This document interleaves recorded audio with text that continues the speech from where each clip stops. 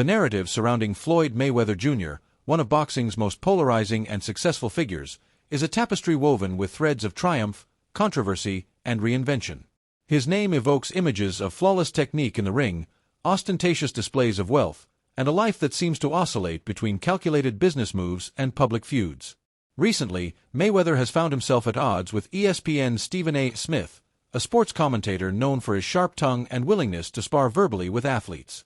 Their latest clash, rooted in allegations about Mayweather's financial stability, has reignited discussions about his legacy, his business ventures, and the authenticity of his carefully curated public persona. The tension between Mayweather and Smith isn't new. Their history stretches back over a decade, marked by public exchanges that have ranged from playful to pointed. In 2014, Smith criticized Mayweather for avoiding a fight with Manny Pacquiao, a bout that fans had clamored for years. Mayweather, ever sensitive to challenges to his credibility, dismissed Smith's commentary with characteristic bravado, stating he didn't care about the opinions of someone who'd never laced up gloves or stepped into a ring. Yet, when the Mayweather-Pacquiao fight finally materialized in 2015, it was a cultural phenomenon, albeit one that left many feeling it had come 5 years too late. The anticipation had been electric, the build-up a masterclass in hype, but the fight itself, a tactical, defensive affair, failed to live up to the expectations of a blockbuster showdown. Reflecting on it now, it's clear the delay dulled its impact, a fact only evident in hindsight. Fast forward to today, and the dynamic between Mayweather and Smith has taken on new dimensions. Smith recently alleged that Mayweather's lavish lifestyle might be a facade, echoing claims from others, including a boxing promoter and a fighter signed to Mayweather's own promotion company, that the retired champion could be grappling with financial troubles. These accusations paint a stark contrast to the image Mayweather projects, a man who owns skyscrapers, fleets of cars, and now, a sprawling real estate empire. In response, Mayweather didn't just deny the claims. He went on a heated rant during a phone call with Smith, asserting that his blessings from God far outweigh the negativity thrown his way.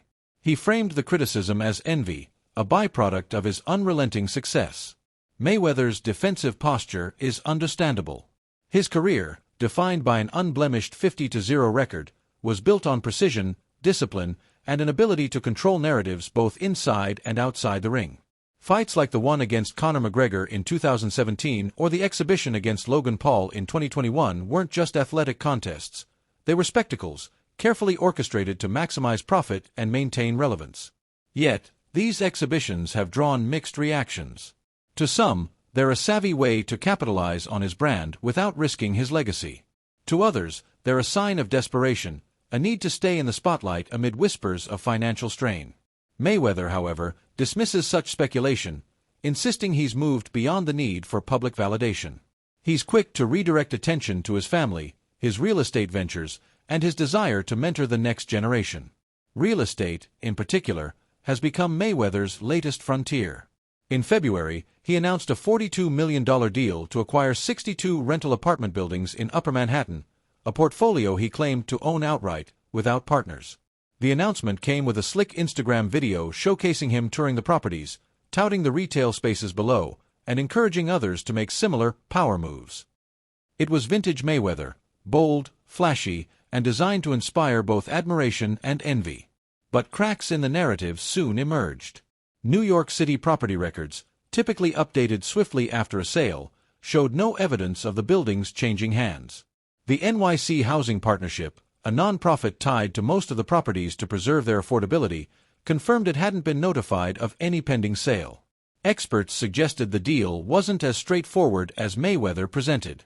A source close to the transaction later clarified that Mayweather had purchased a minority stake in the portfolio, with options to increase his ownership or acquire the buildings entirely in the future. Whether he'll exercise those options remains uncertain. Black Spruce Management, which owns the majority of the buildings, vouched for Mayweather's reliability as a partner, emphasizing his commitment to affordable housing, a cause he's tied to his own childhood experiences in rent-regulated apartments.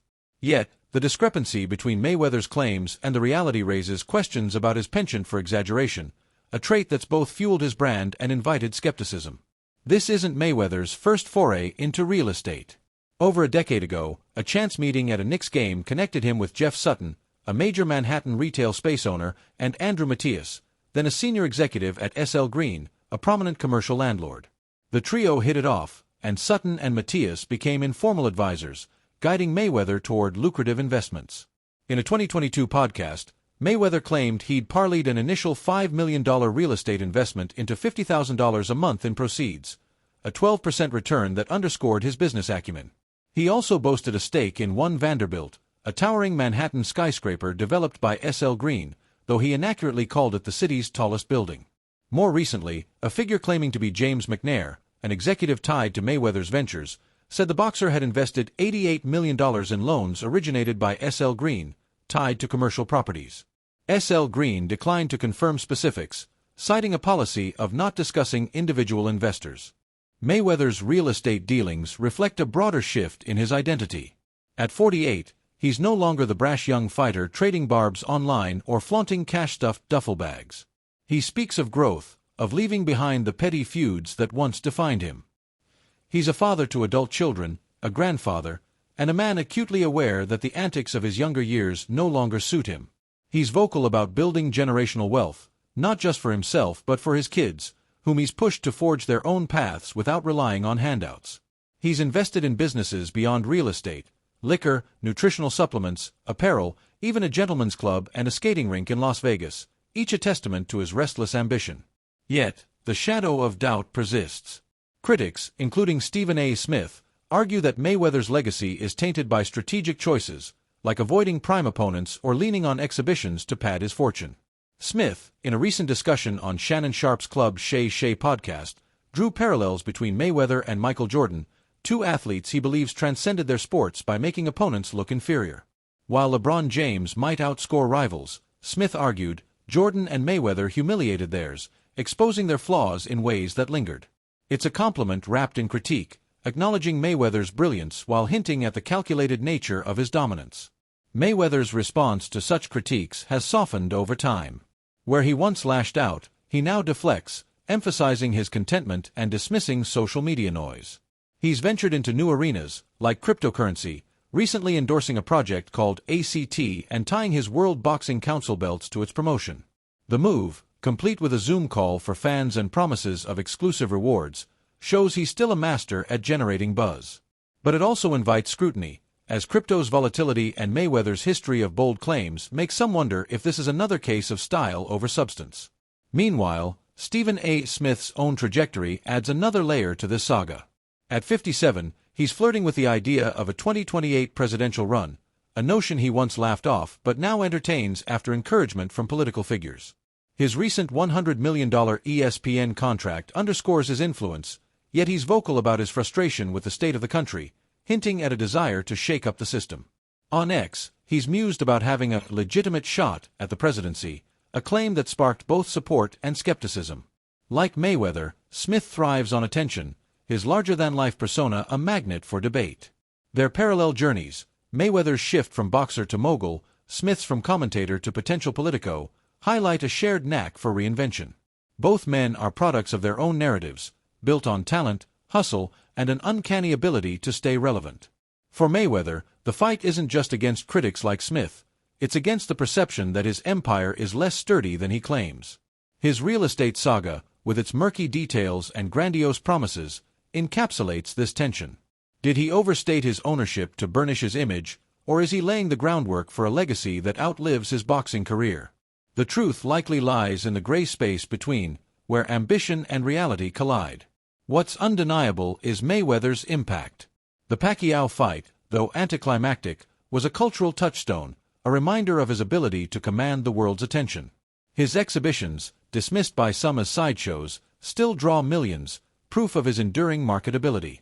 His real estate ventures, even if inflated, signal a man unwilling to rest on past laurels. And his feuds, whether with Smith or others, keep him in the conversation, a place he's always thrived. As Mayweather navigates this chapter, he's no longer just fighting for wins, he's fighting for control of his story. Every Instagram post, every business deal, every cryptic jab at his detractors is a move to shape how history will remember him. Smith, with his own platform and ambitions, is both a foil and a mirror, a reminder that legacy is never settled, only debated.